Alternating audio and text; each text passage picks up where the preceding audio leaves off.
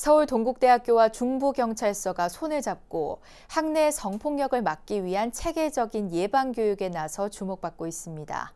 디지털 시대에 다양한 성범죄가 캠퍼스를 파고들고 있지만 대학생 대상의 교육은 초중고와 비교해 사실상 전무한 실정입니다.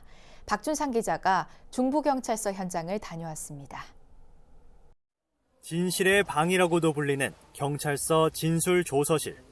사건 피의자들이 드나드는 이 작은 공간에 교실이 마련됐습니다. 서울 중부경찰서가 관내 동국대학교와 함께 비대면 성범죄 예방교육을 마련했습니다. 동국대 재학생 100여 명이 참석한 가운데 캠퍼스 내 성범죄를 주제로 한 온라인 교육이 진행됐습니다. 사이가 안 좋아질까 봐 너무 참고 있어요. 어떻게 해야 하나요?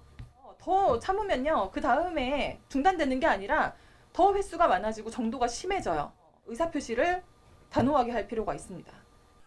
지난해 교육부가 발표한 전국 대학 성희롱, 성폭력 사건 발생 현황을 보면 학내 신고 접수는 매년 증가해 최근 5년간 1,200여 건에 이른 것으로 분석됐습니다.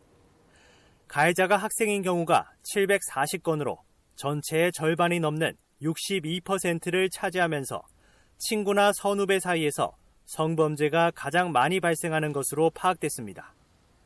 특히 비대면 시대가 되면서 성폭력과 명예훼손, 모욕 등 실생활에서 발생하던 범죄가 사이버상으로 번지는 등 범죄 형태는 과거보다 훨씬 다양해졌습니다. 지능적으로 변하는 범죄에 대처하고 시대적 변화에 맞춘 성인지 감수성, 성평등 관점을 갖추기 위한 교육체계 등 제도적 뒷받침이 필요하다는 지적이 있지만 성범죄 예방교육이 의무화된 청소년에 비해 대학생 대상의 교육은 사각지대에 머물러 있습니다.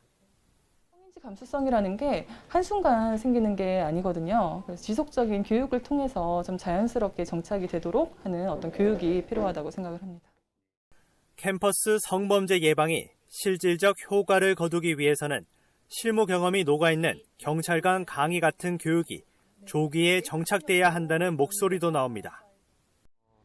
최근 들어서 대학생들한테 대상으로 한 그 성범죄 교육이 좀 필요하다고 문제가 대두되고 있는데 제 생각에는 그거보다는 원초적인 문제로 돌아가서 중고등학교 시절에 성범죄 교육을 할 때 좀 효과적이고 제대로 된 교육을 받았으면은 대학교에 와서 이런 문제가 발생하지 않으니까.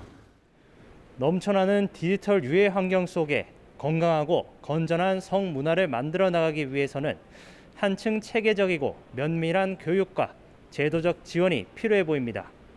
BBS 뉴스 박준상입니다.